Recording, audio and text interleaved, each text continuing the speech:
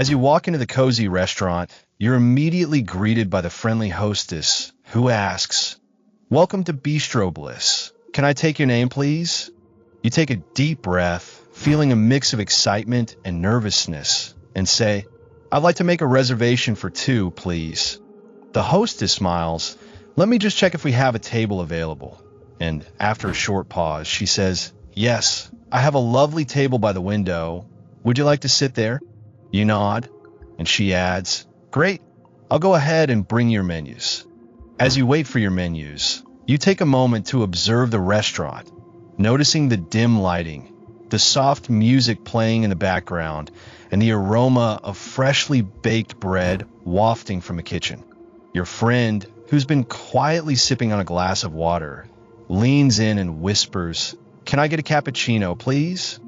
You smile and reply, "I'd like a cappuccino too. And can we also get some bread, please?" The waiter, who's been watching you from across the room, nods and writes down your order on a notepad. "Great, I'll go ahead and put that in for you," he says with a smile.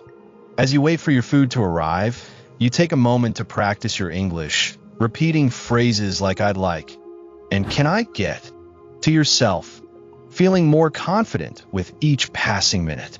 The waiter returns with your cappuccinos and a basket of freshly baked bread. And as you take a sip of your drink, you can't help but feel grateful for the opportunity to practice your English in a real-life setting. And you say to your friend, "This is exactly what I needed, a chance to practice my English in a real restaurant." Your friend smiles and replies, "I know, right?